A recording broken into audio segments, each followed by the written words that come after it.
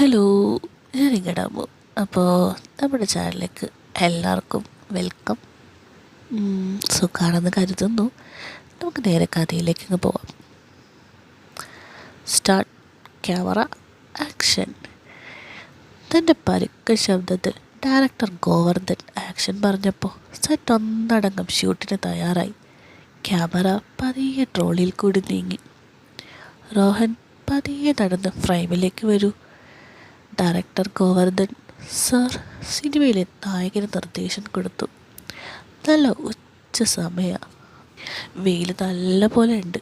Cut പറഞ്ഞൊരു സെക്കൻഡിനകം കടയുമായി ചെന്നില്ലിൽ സുനിക്ക് രോഹൻ്റെ വകത്തേറി ഉറപ്പാണ്. 10-12 ഷോട്ടിന് ശേഷം മനസ്സില്ലാ മനസ്സോടെ ഷോട്ട് ഓക്കെ പറഞ്ഞിട്ട് ഗോവർദ്ധൻ സാർ ബ്രേക്ക് പറഞ്ഞു. റോഹനെ കടചൂടി കാരവനൽ കൊണ്ടാക്കിയിട്ട് തിരികെ വരുന്ന സുനിയോട് ഞാൻ കളിയാക്കി ചോദിച്ചു, നിനക്കെന്നാ പിന്നെ അവൻ്റെ പി ആയിക്കോടെ, എന്തുണ്ടേലും നിന്നേലേ വിളിക്കൂ. ഓ, അവൻ്റെ പി ആയിട്ട് വേണം തലയ്ക്ക് വെളിവില്ലാത്ത സമയത്ത് അവൻ എൻ്റെ അവിടെ ഇട്ടടിക്കാൻ. സുനി കൂടെ ഒരു വശത്ത് മാറ്റി വെച്ചിട്ട് എൻ്റെ അരികിൽ വന്നൊരു കസാരയിലിരുന്നു. പതുക്കെ പറയടാ, ആരെങ്കിലും കേട്ടാ നിൻ്റെ അതും ഇതും എല്ലാം പൊളിയും. സിഗരറ്റ് പുകച്ചുകൊണ്ട് ഞാൻ പറഞ്ഞു, ഓ പിന്നെ ആർക്കും അറിയാൻ പാടില്ലാത്ത പോലെ. എൻ്റെ കയ്യിൽ നിന്ന് സിഗരറ്റ് വാങ്ങി ഒരു പുകയെടുത്തുകൊണ്ട് സുനി പറഞ്ഞു, സിനിമ സെറ്റിലിരുന്ന് നായകനെക്കുറിച്ച് അപരാധം പറയുന്ന 2 ഗോസിപ്പോളികളായി ഞങ്ങൾ തോന്നിയെങ്കിൽ ക്ഷമിക്കണം കേട്ടോ. സിനിമാ ലോകത്ത് നടക്കുന്ന അതൊന്നും ഉള്ളിൽ നിന്നറിഞ്ഞ് റെഡിറ്റ് പോലും മറ്റിടത്തൊക്കെ ടീ എന്ന പേരിൽ വിളമ്പുന്ന എന്താ പറയുക ഒരാളെ ഞങ്ങളെപ്പറ്റി കരുതണ്ട. ഞങ്ങൾ അനാഥര, പക്ഷേ ചെറ്റകളല്ല. പിന്നെ ഇപ്പോൾ റോഹൻ എന്ന മലയാള സിനിമയിലെ ഏറ്റവും കഴിവ് കെട്ട നെപ്പോ പ്രൊഡക്റ്റിനെ കുറിച്ച് പറഞ്ഞതൊക്കെ ഉള്ളത് തന്നെയാണ്. അവൻ്റെ സ്വഭാവ വൈകൃതങ്ങൾ ഈ പറഞ്ഞതിലൊന്നും ഒതുങ്ങുന്നില്ല. ഡാർക്ക് എന്ന മലയാളത്തിലെ ഏറ്റവും വലിയ പ്രൊഡക്ഷൻ ഹൗസുകളിലൊന്ന് സ്വന്തമായിട്ടുള്ളത് കൊണ്ടും റോഹൻ്റെ അപ്പനും അപ്പൂപ്പനും ഉള്ള സ്വാധീനം കൊണ്ടും മാത്രം സിനിമയിൽ പിടിച്ചു നിൽക്കുന്നവന് റോഹൻ സാം ചമ്പാരൻ എന്ന മോളിവുഡിലെ പുത്തൻ താരനക്ഷത്രം. വലിയ താരനിരയെ കൂട്ടിപ്പിടിച്ച് ബിഗ് ബഡ്ജറ്റ് അതാക്കിയാലും സൂപ്പർ താരങ്ങളെ ക്യാമിയോ എന്ന പേരിൽ തിരികെ കയറ്റിയാലും പ്രമുഖ റിവ്യൂർമാരുടെ അണ്ണാക്കി വരെ പൈസ തിരികെ പോസിറ്റീവ് പറയിച്ചാലും കേരളത്തിലൊരുത്തിനും സ്റ്റാർ ആവില്ല എന്നതിന് തെളിവ റോഹൻ്റെ കരിയർ. മലപ്പടക്കം പോലെ ഒന്നിന് പിന്നാലെ ഒന്നായി എന്താ പറയുക ഓരോന്നുണ്ടെങ്കിലും സ്വന്തമായിട്ട് പ്രൊഡക്ഷൻ ഹൗസ് ഉള്ളത് കൊണ്ട് ഇപ്പോഴും കൈ നിറയെ സിനിമയുണ്ട്. സിനിമയെ പച്ചപിടിക്കണമെന്ന് അത്രയ്ക്ക് വാശിയുള്ളത് കൊണ്ടാണെന്ന് തോന്നുന്നു ഗോവർദ്ധൻ സാറിനെ അവസാനം ചാക്കിട്ട് പിടിച്ചത്. മലയാളികൾക്ക് പണ്ടൊരുപാട് നല്ല സിനിമകൾ സമ്മാനിച്ച ലെജൻഡ് അവസാനമായപ്പോൾ കുറച്ച് മോശ സിനിമകൾ ചെയ്ത് പേരങ്ങ് കളഞ്ഞു. പിന്നെ പ്രൊഡ്യൂസർമാരെ കിട്ടാൻ പ്രയാസമായപ്പോഴാണ് ഇത്രയും വലിയൊരു പടം ഇങ്ങോട്ട് ഓഫറായിട്ട് വരുന്നത്. അസുരപുത്രൻ, അതാ ഈ പാരൻറ്റിൻ അവൻ്റെ പേര്. കഥ ഒരുമാതിരിയൊക്കെ എനിക്ക് കിട്ടിയിരുന്നു. വലിയ പുതുമയൊന്നും ഇല്ലെങ്കിലും അത്യാവശ്യം കണ്ടിരിക്കാൻ പറ്റുന്നൊരു സബ്ജക്റ്റാക്കി എടുക്കാൻ പറ്റും. ഗോവർദ്ധൻ സാറിന് അതിനുള്ള കഴിവുണ്ട്. പഴയ കാലവും പുതിയ കാലഘട്ടവും ഫാൻറ്റസിയും ഒക്കെ ഉള്ളൊരു ടിപ്പിക്കൽ തെലുങ്ക് കഥയാണ് ഇതിനും. 4-5 നായികമാരും 5-6 സോങ്ങും ഫൈറ്റും ഒക്കെ ആയിട്ട് കളർഫുൾ ആക്കാൻ പറ്റുന്ന പടത്തിൻ്റെ ഏറ്റവും വലിയ നെഗറ്റീവ് ഇതിൽ അഭിനയിക്കാൻ അറിയാത്ത നായകൻ തന്നെ. അവരുടെ സ്വന്തം പ്രൊഡക്ഷൻ ഹൗസിൽ വർക്ക് ചെയ്യുന്നവരാ ഞാനും സുനിയും. എന്നാലും ഉള്ള കാര്യം നമ്മൾ ഉള്ള പോലെ പറയണമല്ലോ അല്ലേ. സിഗരറ്റ് കത്തിച്ച് ഒരൊഴിഞ്ഞ മൂലയിലിരുന്ന് ഞങ്ങൾ ഈ സിനിമയുടെ ഭാവിയെപ്പറ്റി സംസാരിച്ചു.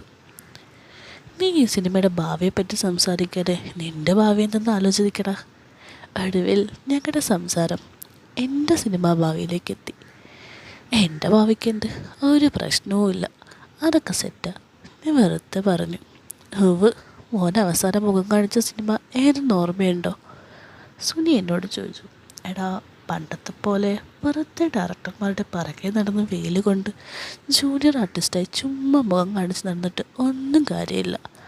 ആ സ്റ്റൈലൊക്കെ സിനിമയിൽ നിന്ന് ഔട്ടായടാ. പിന്നെ എന്താണാവോ ഇപ്പോഴത്തെ സ്റ്റൈല്.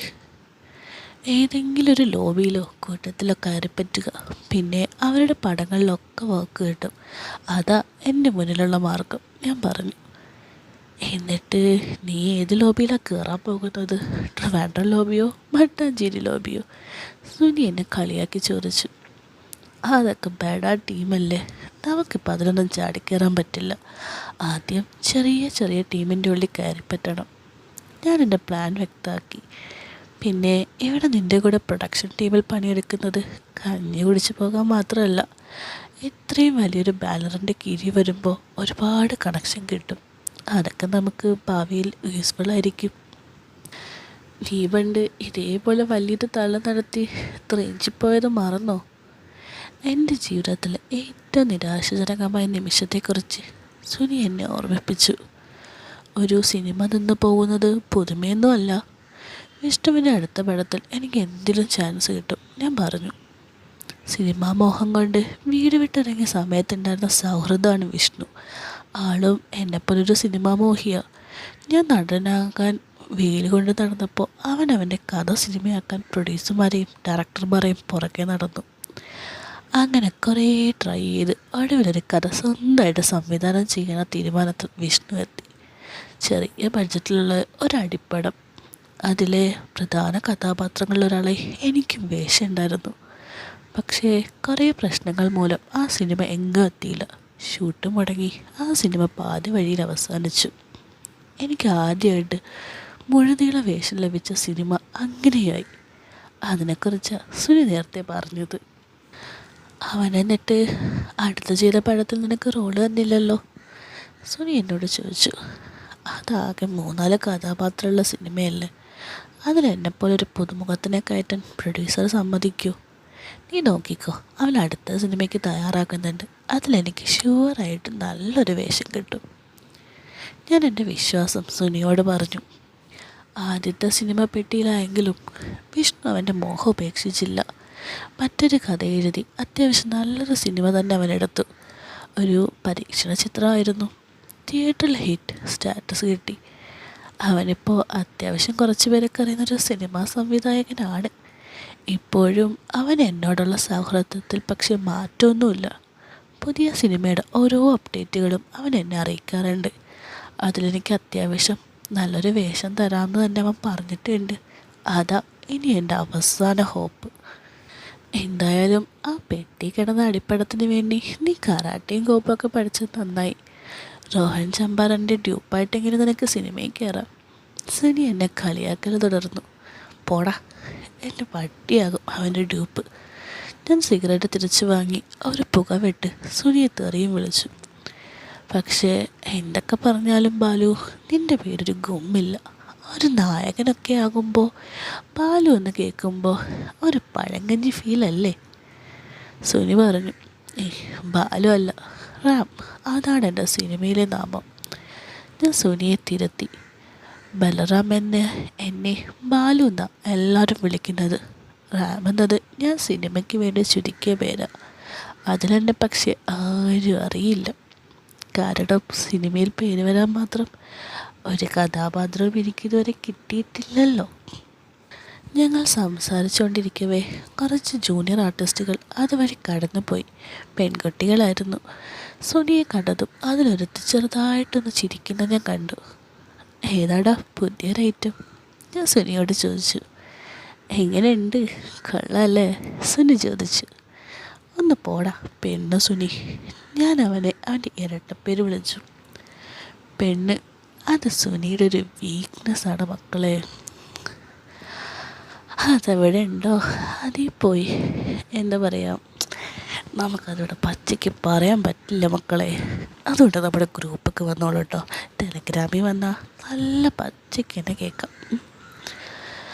എന്താ പറയുക, അതെവിടെ ഉണ്ടോ അവിടെയൊക്കെ സുനി പോയിരിക്കും. സിനിമയെ ചുറ്റിപ്പറ്റി സുനി നടക്കുന്നത് തന്നെ പെണ്ണിൻ്റെ ആ മോഹവലയുള്ളത് കൊണ്ടാണ്. എന്തെങ്കിലും ഒരിക്കൽ ഒരു സിനിമാ നടിയെ ഇട്ടുന്നതാക്കണം. ഏതാക്കണം? മറ്റേത്. അത് തന്നെ. അതാ അവൻ്റെ ഏറ്റവും വലിയ ആഗ്രഹം. അവനങ്ങനെ ഒരു അത് രണ്ടും കൂടി ഇവിടെ വന്ന് പുകയ്ക്കുകയാണോ? പ്രൊഡക്ഷൻ ടീമിലുള്ള ഞങ്ങളുടെ ഒരു സുഹൃത്ത് ജയൻ അവിടേക്ക് വന്നു. തനിക്ക് വേണോ? ഞാൻ തീരാറായ സിഗരറ്റ് അയാളുടെ നേരെ നീട്ടി. ജയൻ വേണ്ടെന്ന് മറുപടിയും പറഞ്ഞു. അതെ, ഇന്നത്തെ നേരത്തെ ബ്രേക്ക് കൊടുത്ത് ആകെ 2 സീനല്ലേ ചെയ്തുള്ളൂ. ഏ ജയൻ സുനിയോട് ചോദിച്ചു. അയ്യോ, നമ്മുടെ താരറാണി എത്തിയിട്ടില്ല. ഒരു ദിവസം നായിക ലേറ്റാണെങ്കിൽ അടുത്ത ദിവസം നായകൻ ലേറ്റ്. പാവം ഗോവർദ്ധൻ സാർ, സുനി പറഞ്ഞു. ആ, ദേ വന്നല്ലോ. പെട്ടെന്ന് അങ്ങോട്ടേക്കൊരു ബ്ലാക്ക് BMW വന്നു. ഞങ്ങളുടെ സിനിമയിലെ നായിക ഇപ്പോഴാണ് സെറ്റിൽ വരുന്നത്. തെന്നിന്ത്യൻ സിനിമയുടെ രോമാഞ്ചം എന്നൊക്കെ പറയണമെന്നുണ്ടെങ്കിലും PR വർക്ക് കൊണ്ട് സ്റ്റാറായി ഒരുത്തി എന്നെ. ഞാനിവളെയൊക്കെ പരിചയപ്പെട്ട് ഒരു ആവറേജ് അഭിനയം വെച്ച് ഇവളൊക്കെ ഇത്രയും കാലം സിനിമയിൽ എങ്ങനെ പിടിച്ചു തന്ന് എനിക്കെന്നെ അറിയില്ല. സുനിയോട് ചോദിച്ചാൽ ചിലപ്പോൾ ആ പിടിച്ചു നിന്ന കഥകളൊക്കെ പറഞ്ഞു തന്നോന്നിരിക്കും. അസിസ്റ്റൻ്റ് വന്ന് ഡോറ് തുറന്ന് കൊടുത്തിട്ടേ നായിക കാറിൽ നിന്ന് പുറത്തിറങ്ങിയുള്ളൂ. ധാരാകരിയൻ, ഹാഫ് മല്ലു ഹാഫ് ഹൈദരാബാദി, പിന്നെ ബാക്കി ചീത്ത, ഹാഫ് അതും ഹാഫ് ഇതും. എൻ്റെ നാക്കൊക്കെ ധരിക്കുന്നുണ്ട്. എൻ്റേതല്ല, സൈറ്റിലുള്ള എല്ലാവരുടെയും ധരിക്കും. ഞങ്ങളൊക്കെ ഇത്രയും നേരം വെയിൽ കൊണ്ടത് ഇവളേക്കൊന്ന് നോക്കിയിരുന്നിട്ടാണ്. താമസിക്കുന്നതിനൊക്കെ ഒരു മര്യാദയില്ലേ അല്ലേ? ഈ എന്താ പറയുക, ഇനി കുറേ മേക്കപ്പ് ഇടാൻ വേണം 2 മണിക്കൂർ. തേങ്ങ. അങ്ങനെ നായകൻ്റെയും നായികയുടെയും എന്താ പറയുക ആവശ്യമില്ലാത്ത പണി കാരണം ഷൂട്ടിങ്ങൊക്കെ കഴിഞ്ഞ് പാക്കപ്പൊക്കെ പറഞ്ഞ് വരുമ്പോൾ ഒരു സമയമാകും. സിനിമയിലെ പഴയ കാലഘട്ടങ്ങൾ ഒക്കെ വെണ്ണിക്കുളം കാട്ടിൽ സെറ്റിട്ടാണ് ചെയ്യുന്നത്. അവിടെ നിന്ന് ഒരു അരമണിക്കൂറുള്ള ഞങ്ങൾ താമസിക്കുന്ന ലോഡ്ജിലേക്ക്. ഞങ്ങളെപ്പോലുള്ള സാധാരണക്കാരായ കുറേ സിനിമക്കാർ ഇവിടെയുണ്ട്. വലിയ സെലിബ്രിറ്റികളൊക്കെ സ്പോട്ടിലോ എന്ന് വെച്ചാൽ ഗോൾഡൻ സ്പോട്ട്, അതാ സിനിമക്കാരുടെ സ്ഥിരം സങ്കേതമായ പഞ്ചനക്ഷത്ര ഹോട്ടൽ. ആ ഹോട്ടലും ചമ്പാരന്മാരുടെ സ്വന്തമാണ്. ഇവിടെ കണ്ണോടിച്ച കാണുന്നതെല്ലാം അവന്മാരുടെയാണ്, അല്ലെങ്കിൽ അവരുടെ ആളുകളുടെ. ഷൂട്ടിംഗ് കഴിഞ്ഞ് രാത്രി മുറിയിലിരുന്ന് ചെറുതായിട്ട് കൂടുന്ന വേളകളിലൊക്കെ ചമ്പാരന്മാരുടെ സ്വത്തിനെയും പവറിനെയും കുറിച്ച് ഞങ്ങൾക്കിടയിൽ ചർച്ചയുണ്ടാകും. ഞങ്ങളെന്ന് പറയുമ്പോൾ ഞാനും സുനിയും പിന്നെ സനൂപേട്ടനും. സനൂപേട്ടൻ സിനിമയിലെ മേക്കപ്പ് മാനാണ് വർഷങ്ങളായിട്ട്. ഞങ്ങൾക്കൊക്കെ ഇപ്പോഴത്തെ സിനിമയിലെ കഥകൾ മാത്രമല്ലേ അറിയുള്ളൂ. എങ്കിൽ സനൂപേട്ടന് ഇക്കയും ഏട്ടനും സിനിമയിൽ വരുന്നതിന് മുമ്പുള്ള കഥ വരെ അറിയാം. പുള്ളിയുടെ കഥകളൊക്കെ പഴയ സിനിമ വരിക വായിക്കുന്ന ഒരു എഫക്റ്റ് കിട്ടും. അവന്മാരുടെയൊക്കെ സ്വത്തിൻ്റെ ഒരു ശതമാനം കിട്ടിയിരുന്നേ ഞാനൊക്കെ ജന്മത്ത് പിന്നെ പണിക്ക് പോവില്ലായിരുന്നു. എനിക്ക് അവരുടെ സ്വത്തിനോടാണ് നോട്ടം. സ്വത്ത് പോട്ടെ, ആ റോഹന് കിട്ടിയ പകുതി ചാൻസൊക്കെ എന്നെപ്പോലത്തെ കഴിവുള്ള നടന്മാർക്ക് കിട്ടിയിരുന്നേൽ മലയാള സിനിമയുടെ തലവറ മാറിയേനെ. ഞാൻ പറഞ്ഞു, മോനെ ബാലു, മലയാള സിനിമയുടെ തലയിലുള്ള വര ഇതുവരെ കുഴപ്പമൊന്നുമില്ല. നീ എന്നായിട്ട് ഇനി അതൊന്നും മാറ്റാൻ നിൽക്കണ്ട. സനൂപേട്ടൻ എന്നെ കുത്തി പറഞ്ഞു. നിങ്ങൾ അങ്ങനെ പറയരുത്. ഞാൻ പറഞ്ഞു, ദേ ഈ പെണ്ണിനെ കിട്ടിയ ഇവന്മാരുടെ സ്വത്തിൻ്റെയൊക്കെ നല്ലൊരു ഭാഗം എൻ്റെ കൂടെ ഇങ്ങ് പോരും. സുനി ഫോണിലൊരു പെൺകുട്ടിയുടെ ഫോട്ടോ ഞങ്ങളെ കാണിച്ചു. ഇതാരാ? സനൂപേട്ടൻ ചോദിച്ചു. നിങ്ങളുടെ മിനിസ്റ്ററുടെ മോൾ, സുനി പറഞ്ഞു. മന്ത്രിമാരും പോലീസുകാരും മറ്റും പല ഉന്നതരൊക്കെ ഉള്ളതാ ചമ്പാരൻ ഫാമിലിയിൽ. അലക്സാണ്ടർ ചമ്പാരൻ എന്ന 90 വയസ്സുള്ള കിളവന ഇവരുടെ കുടുംബത്തിൻ്റെ മൂത്ത കാരണവർ. ബാക്കി എല്ലാവരും ആളുടെ താഴെയാണ് ഈ പ്രായത്തിലും. അങ്ങേരെ എപ്പോഴും ഒന്നും അങ്ങനെ കാണാൻ കിട്ടില്ല. എങ്ങാനും സെറ്റി വന്നാലും അധികം ആളുകൾ പുള്ളിയുടെ അടുത്ത് ചെല്ലാറില്ല. എന്തിനേറെ പറയുന്നു, അയാളുടെ ഫോട്ടോ എടുക്കുന്നത് പോലും അനുവദനീയമല്ല. അലക്സാണ്ടർ ചമ്പാരന് 3 മക്കളാണ്. Samuel Champaran, Tom Gregory Champaran, Lina Champaran. മൂത്താൾ സാമുവൽ എന്ന സാം ചമ്പാരൻ്റെ മകനാണ് ഞങ്ങളുടെ സിനിമയിലെ നായകനായ റോഹൻ. അയാൾക്കൊരു മകളുണ്ട്, പേര് റിബ ചമ്പാരൻ. രണ്ടാമൻ ടോം ചമ്പാരൻ എന്ന ടോമിച്ചൻ. ആളുടെ ഭാര്യയാണ് ലൈല.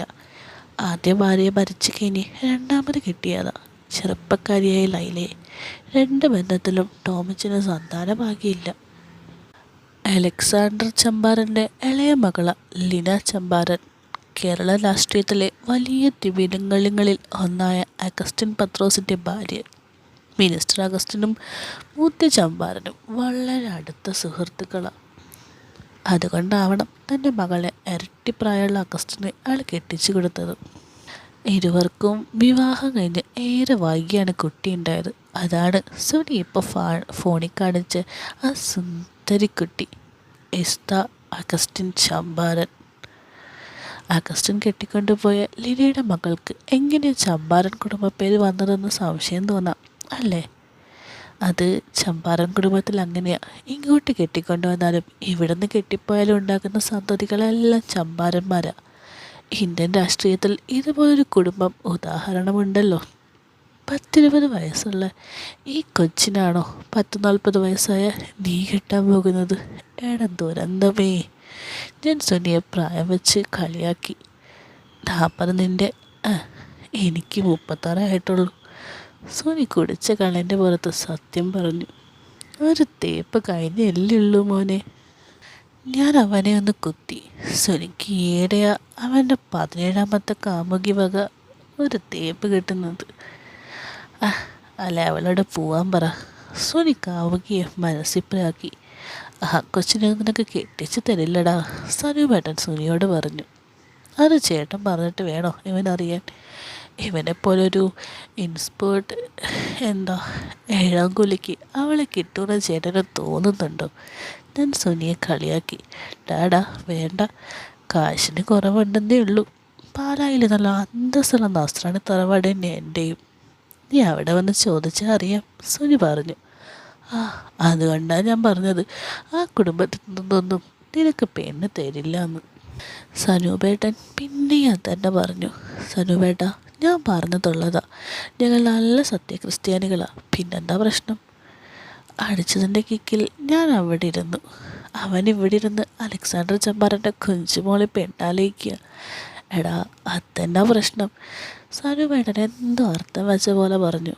എന്ത് പ്രശ്നം? ഞാനൊരു ഗ്ലാസും കൂടി കമഴ്ത്തിയിട്ട് ചോദിച്ചു.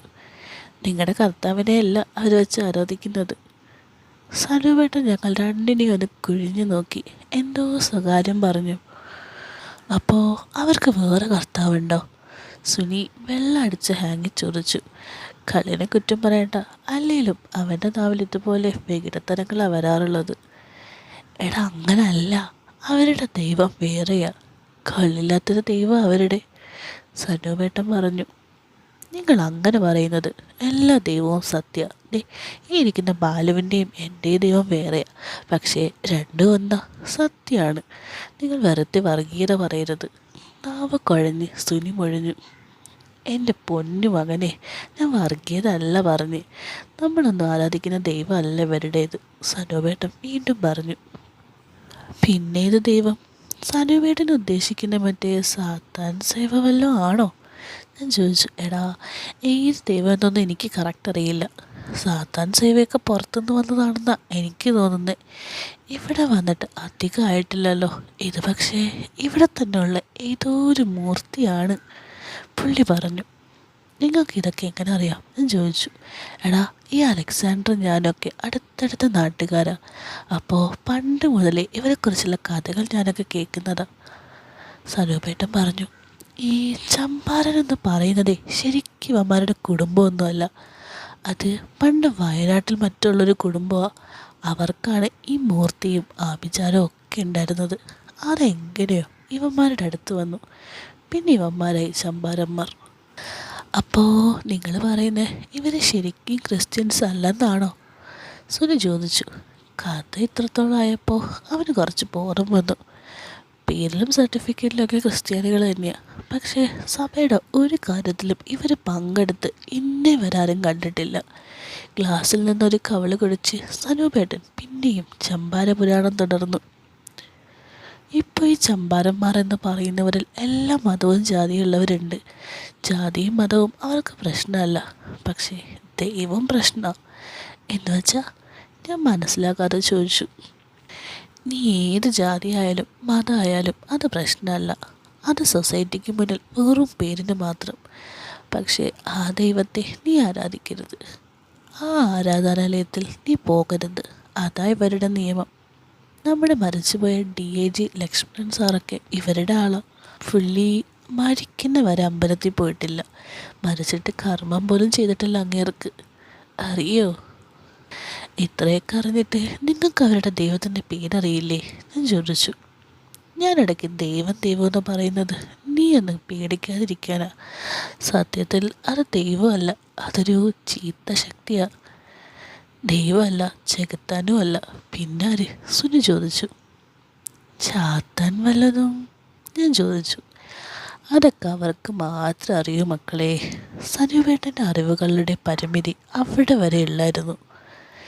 ഇങ്ങനെ പറയുന്നത് ശരിയാണെന്ന് തോന്നുന്നു. നീ നമ്മുടെ പ്രൊഡക്ഷൻ ഹൗസിൻ്റെ ലോഗോ നോക്കിക്കേ.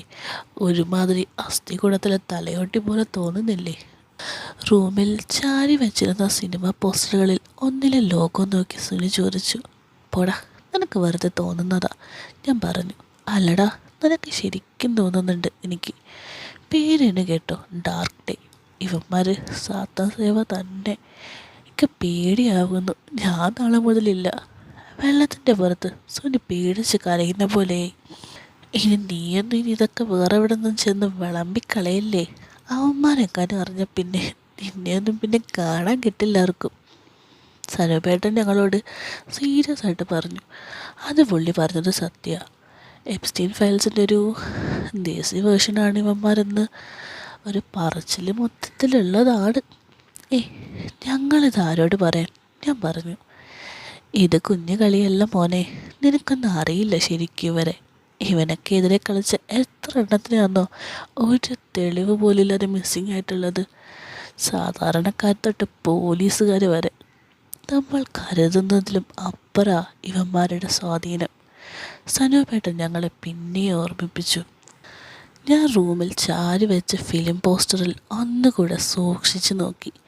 ഡാക്ടയുടെ ലോഗോ സൂക്ഷിച്ചു നോക്കുമ്പോൾ ഒരു കൊമ്പുള്ള മൃഗത്തെ പോലെ ചെറുതായിട്ട് തോന്നുന്നുണ്ട്. സുനിയുടെ വട്ട് കാരണം എൻ്റെ ഇറില പോയോ? ഞാൻ അടിച്ച സാധനത്തിൻ്റെ പേരത്ത് നോക്കി. കാണാത്തത് കാണിച്ചു തരുന്ന എന്തെങ്കിലും ആണോ ഇത്രയും നേരം കമ്മിറ്റ് ചെയ്ത്?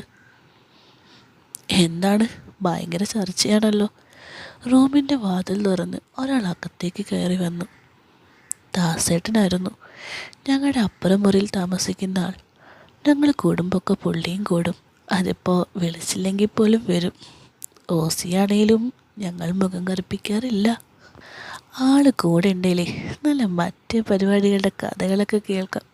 സനുപേട്ടൻ കഥ പറയുമ്പോൾ എല്ലാം സെൻസർ ചെയ്യും. പക്ഷേ ദാസേട്ടൻ അങ്ങനെയല്ല, എല്ലാം അൺസെൻസേർഡാ. ഞങ്ങൾ നമ്മുടെ ഹീറോയിനെക്കുറിച്ച് സംസാരിക്കുമായിരുന്നു. അവളുടെ ജാടയും അഹങ്കാരവും കാരണം എന്നും സെറ്റിൽ എല്ലാവരും പൊറുതിമുട്ടിയിരിക്കുകയാണല്ലോ. ഞാൻ ദാസേട്ടൻ വന്നപ്പോൾ വിഷയം മാറ്റി. ചമ്പാരന്മാരുടെ ഹിസ്റ്ററി തൽക്കാലം ഞങ്ങളിൽ ഒതുങ്ങിയാൽ മതി. എന്താ, അവൾ വിഷയമാണോ? സുനിക്ക് ഒഴിച്ചു വെച്ച ഗ്ലാസ് എടുത്ത് കുടിച്ച് ഒരിരിപ്പിടത്തിൽ അമർന്നുകൊണ്ട് ദാസേട്ടൻ ചർച്ചയിലേക്ക് വന്നു. അവൾ ശരിയല്ല ദാസേട്ട, സുനി പറഞ്ഞു. ഞങ്ങൾ ചർച്ച വഴിതിരിച്ച് നായികയായ താരയിലേക്ക് ആക്കി. പണ്ട് സിനിമയിൽ വന്നപ്പോൾ 10,000-നും 5,000-നും നിന്നു കൊടുത്തവളാ. ഇപ്പോൾ വലിയ സൂപ്പർ സ്റ്റാറായ പോലെ അവളുടെ കളി. ദാസേട്ടൻ താരയുടെ ചരിത്രത്തിൻ്റെ കെട്ടയച്ചു. ഇനി എന്തെങ്കിലുമൊക്കെ ബോംബ് വീഴും. ആളൊരു ചെറുകിട തരികിട കൊടുപ്പൊക്കെ എന്താ പറയുക, ഇങ്ങനെ കൂട്ടിയും കുറച്ചൊക്കെ കൊടുക്കില്ലേ, അതൊക്കെയുള്ള ആളാണ്. ഈ കാര്യം കൊണ്ട് തന്നെ സനുപേട്ടൻ അങ്ങനോട് വലിയ താല്പര്യമില്ല. ഇതേ കാര്യം കൊണ്ട് സുനിക്ക് അങ്ങനെ വലിയ കാര്യമാണ് താനും. അങ്ങേത് വഴി ഏതെങ്കിലും നടിമാരെ കിട്ടുന്ന അവന് കരുതുന്നത്. എനിക്ക് പുള്ളിയോട് മമതയും ഇല്ല, ദേഷ്യവും ഇല്ല. പിന്നെ ഇതുപോലത്തെ സാഹചര്യത്തിൽ ആളൊരു ഓളാ, അത്രേ ഉള്ളൂ. തമിഴും തെലുങ്കിലും ഒന്നും ഇനി ഒരാൾ പോലും ഇവക്കിട്ട് പണിയാനില്ല. എല്ലാവർക്കും കൊടുത്തിട്ടുണ്ട്. സുനി ഒരു ഗ്ലാസ് കൂടി അടിച്ച് ഫോമായി. ഈ കാലത്തിനെയൊക്കെ കിട്ടുന്നവനെ പറഞ്ഞാൽ മതിയല്ലോ. മേക്കപ്പില്ലിൽ കൂതറ ലുക്ക ഇവക്കിട്ടുമുണ്ടല്ലോ. പറഞ്ഞിട്ട് കാര്യമില്ല. പിന്നെ ഞങ്ങളോടൊരു സ്വകാര്യം പോലെ ശബ്ദം കുറച്ച് ദാസേട്ടൻ പറഞ്ഞു. നിനക്കൊക്കെ ഒരു കാര്യം അറിയോ? ഇവളുടെ അത് കണ്ട പട്ടി വെള്ളം കുടിക്കില്ല എന്നാണ് പറയുന്നത്. രോഹൻ ആ ലവന് കളിക്കാൻ ഏതാണെങ്കിലും മതിയല്ലോ. ഞാൻ പറഞ്ഞു, ഡാ അവൾ അത്ര മോശമൊന്നുമല്ല, അവൾ നൈസൊക്കെ തന്നെയാണ്. സുനി പെട്ടെന്ന് താരയുടെ പക്ഷം ചേർന്നു. അവനെ എന്തിനാ പറയുന്നത്? അവനെ പോലെ തന്നെ നീയും. ഏത് ചീനത് കിട്ടിയാലും അത് മതിയല്ലോ നിനക്കൊക്കെ. ഞാൻ സുനിയെ ട്രോളി. അതൊക്കെ പണ്ട്, ഇനി ഓൺലി സെലിബ്രിറ്റികൾ. സുനി തൻ്റെ ഭാവി ജീവിതത്തെക്കുറിച്ച് പറഞ്ഞു. കുറേ ജൂനിയർ ആർട്ടിസ്റ്റ് ഫീൽഡ് ഔട്ടായ സീരിയൽ ഇത്, അല്ലാതെ കാണാൻ കൊള്ളാമെന്ന ഒരെണ്ണത്തിന് വെച്ചിട്ടുണ്ടോ മോനെ? ഞാൻ സുനിയോട് ആക്കി ചോദിച്ചു. ഇനിയ സമയമുണ്ടല്ലോ മോനെ, കിട്ടിയില്ലെങ്കിലും എത്ര സീന് കിട്ടിയേക്കുന്നു സുനി പറഞ്ഞു. ഓ അതൊന്നും ഞാൻ എപ്പോഴും വിശ്വസിച്ചിട്ടില്ല. ഞാൻ പറഞ്ഞു, അതിൻ്റെ കൂടെ വേറെ ആളുണ്ടായിപ്പോയി, അല്ലെങ്കിൽ ഞാൻ അന്ന് ഉറപ്പായി നിനക്ക് ഫോട്ടോ എടുത്ത് തെളിവ് കാണിച്ചേനെ സുനി പറഞ്ഞു. ഓ ആരുടെ കാര്യമാടാ? ദാസേട്ടൻ ഞങ്ങളുടെ ഇടയിലുള്ള സംഭാഷണം മനസ്സിലാക്കാതെ ചോദിച്ചു. നമ്മുടെ ഹന്നക്കച്ചിൻ്റെ ആള് മിക്ക ദിവസവും റൂമിൽ ഓഫാ. ഒരു ദിവസം ടൈമായിട്ടും സെറ്റ് വരാഞ്ഞിട്ട് ഞാൻ റൂമിൽ പോയി കൊട്ടി. എന്നിട്ട് എണ്ണീറ്റില്ല. ലാസ്റ്റ് ഞങ്ങൾ മുറി തുറന്ന് നോക്കിയപ്പോൾ ഒന്നുമില്ലാണ്ട് കാലിതാക്കി കിടക്കുക. എന്തോ സാധനം ഇതാക്കി കിളി പോയതാ. സുനി ആ കഥ ദാസേട്ടന് പറഞ്ഞു കൊടുത്തു. ആ കുട്ടിയൊക്കെ കണ്ടാൽ പറയോ? സനുപേട്ടനെന്തോ അത് കേട്ടപ്പോൾ ഒരു സങ്കോചം ഉണ്ടായി. പ്രായം തികഞ്ഞു വരുന്നൊരു മകളുള്ളത് കണ്ടായിരിക്കും. ഇപ്പോഴത്തെ പിള്ളേരെല്ലാം ഈ സൈസാ. സിനിമയെ പിന്നെ പറയണ്ടല്ലോ. ഗോൾഡൻ സ്പോട്ടിൽ മിക്ക ദിവസവും പാർട്ടി ഉണ്ടല്ലോ. ഈ കൊച്ചൊക്കെ എന്നും കാണും അവിടെ. സെലിബ്രിറ്റികളുടെ പഞ്ചനക്ഷത്ര ഹോട്ടലായ ഗോൾഡൻ സ്പോട്ടിനെ പറ്റിയാണ് ദാസേട്ടൻ പറഞ്ഞത്. ഗോൾഡൻ സ്പോട്ട് എന്നാണ് പേരെങ്കിലും ജി സ്പോട്ടില്ലേ? ജി വെച്ച് എല്ലാവരും ജി സ്പോട്ട് എന്നാണ് അവിടെ വിളിക്കുന്നത്. പ്രശസ്തരായ സിനിമാ താരങ്ങളും രാഷ്ട്രീയക്കാരും മറ്റു ഉന്നതന്മാരും എല്ലാം താമസിക്കുന്ന ഹോട്ടലാണ് ജി സ്പോട്ട്. അലക്സാണ്ടർ ചമ്പാരൻ്റെ രണ്ടാമത്തെ മകനായ ടോമച്ചന ഹോട്ടലിൻ്റെ ഇപ്പോഴത്തെ ഉടമ. ഞങ്ങൾ താമസിക്കുന്ന ലോഡ്ജിൽ നിന്ന് 5 മിനിറ്റ് ദൂരെ അവിടേക്കുള്ളൂ. സിനിമാക്കാർക്കാരും അറിയാതെ വന്ന് റൂമെടുക്കാനും മറ്റേ പരിപാടി നടത്താനും മാത്രമല്ല, വലിയ വലിയ വിരുന്നുകൾ നടത്താനും ജി സ്പോട്ട് വേദിയാകാറുണ്ട്. നമ്മളെപ്പോലുള്ളവർക്ക് ഒന്നും ആ പരിസരത്തേക്ക് അടുക്കാൻ പോലും പറ്റില്ല. പ്രത്യേക ക്ഷണമുള്ളവർക്ക് മാത്രമേ ആ സമയത്ത് അവിടെ ചെല്ലാൻ പറ്റൂ. എന്തായാലും ഇവനെയൊക്കെ സമ്മതിക്കണം. അതിനുവേണ്ടി മാത്രം കോടികൾ മുടക്കി ഇങ്ങനെ ഓരോ പടം പിടിക്കുന്നില്ലേ? സനുപേട്ടൻ സിനിമയെക്കുറിച്ച് സംസാരിച്ചു. വെറുതെ അല്ലല്ലോ തമിഴിലെയും തെലുങ്കിലെയും മലയാളത്തിലും ഒക്കെ വില പിടിച്ച എല്ലാവളുമാരും ആ കോടികൾ മുടക്കി എടുക്കല്ലേ. ഈ കോടികളല്ലാതെ മുടക്കിയാൽ ഇവർക്ക് ഇതെല്ലാം എത്രയോ നന്നെ വെക്കാം. ഈ സിനിമ പിടുത്തതിൻ്റെ മറവിൽ അതിൻ്റെ ആവശ്യമുണ്ടോ? ഞാൻ പറഞ്ഞു. വെറുതെ കൊടുക്കല്ലല്ലോ മോനെ, ഫേമസ് സരക്കുകളല്ലേ കിട്ടുന്നത്. അപ്പോൾ കോടികളൊക്കെ മുതലാകും സുനി പറഞ്ഞു. എന്താണേലും പെണ്ണല്ലേടാ? ഞാൻ ചോദിച്ചു. നിനക്കത് അറിയാഞ്ഞിട്ടാ വെറുതെ ഒരുത്തിയതാക്കുന്നതും നമ്മൾ ബിഗ് സ്ക്രീനിൽ കണ്ടിട്ടുള്ളവരിതാക്കുന്നതും. അത് വേറൊരു ഫീലാ മോനെ, സുനി തൻ്റെ ഫാൻറ്റസി പറഞ്ഞു. ഓ വാഴയ്ക്കയാ? അങ്ങനെ ആക്കാനാണെങ്കിൽ കാശ് നേരിട്ട് അവർക്ക് കൊടുത്താൽ പോരെ? എന്തിനാ ഈ സിനിമ സെറ്റപ്പൊക്കെ? അതെൻ്റെ ന്യായമായൊരു സംശയമായിരുന്നു.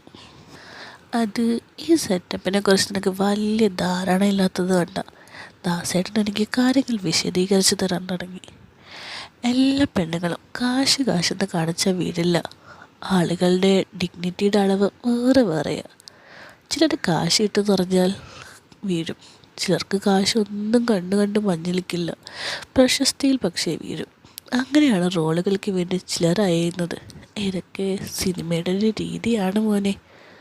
ഓ സിനിമക്കാരെല്ലാം പോക്കല്ലേ. ഞാൻ എന്തായാലും ഒരു സിനിമ നടിയെ കെട്ടില്ല എന്ന് തന്നെ തീരുമാനിച്ചു. ഞാൻ വെറുതെ ഒരു തമാശ പൊട്ടിച്ചു. അയ്യോ കാജൽ അഗർവാളും രശ്മിക മന്ദാനയൊക്കെ മോൻ്റെ പിറകെയല്ലേ? സുനി എനിക്കിട്ടൊരു ചവിട്ട് തന്നു. ഇതൊക്കെ കണ്ട ഞാൻ എൻ്റെ മോളോട് സിനിമ ഒന്നും പുറമേ കാണുന്ന പോലെ അല്ലാന്ന് പറയുന്നത്. എവിടെ അവൾ കേൾക്കണ്ടേ? അവൾക്ക് ഡാൻസും പാട്ടൊക്കെ വലിയ ഇൻട്രസ്റ്റാണ്. സനൂപേട്ടൻ മകളെ പറ്റി ഓർത്തു. മാധവേട്ടൻ്റെ ഒരേയൊരു മകളാണ് മീനാക്ഷി. അവൾ ആളൊരു കൊച്ചു കാന്താരിയാണ്. സിനിമയെക്കുറിച്ച് വലിയ ഇഷ്ടമായത് കൊണ്ട് ഇടയ്ക്കിടയ്ക്ക് ഇവിടെ ഷൂട്ടിംഗ് ലൊക്കേഷനൊക്കെ വരും. കുടുംബത്തിൽ നിന്ന് ഔട്ടായി കഴിഞ്ഞ് എനിക്കൊരു കുടുംബം പോലെ തോന്നിയിട്ടുള്ളത് സനൂപേട്ടനും മോളും സുനിയൊക്കെയാണ്. എന്നെ വലിയ കാര്യമാണ് മീനൊട്ടിക്ക്. കൊച്ചിൻ്റെ കഴിവും ആഗ്രഹവും ഒന്നും വെറുതെ കളയണ്ട. പിന്നെ നമ്മളൊക്കെ ഇല്ലേ അവൾക്ക് ചുറ്റും. സുനി പറഞ്ഞു. ആ കൊള്ളാം, ഈ കാലമാന്മാരുടെ ഇടയിൽ നമ്മളൊക്കെ എന്ത് ചെയ്യാനാ? സനുപേട്ടൻ പറഞ്ഞു. അത് സത്യ, ഈ കാലമാടന്മാരുടെ ഇടയിൽ നമുക്ക് പോലും രക്ഷയില്ല. ഷൂട്ടിംഗ് ഇല്ലാത്തൊരു ദിവസം മദ്യം വേണമെന്ന് പറഞ്ഞ് രോഹൻ സുനിയെ വിളിച്ചു.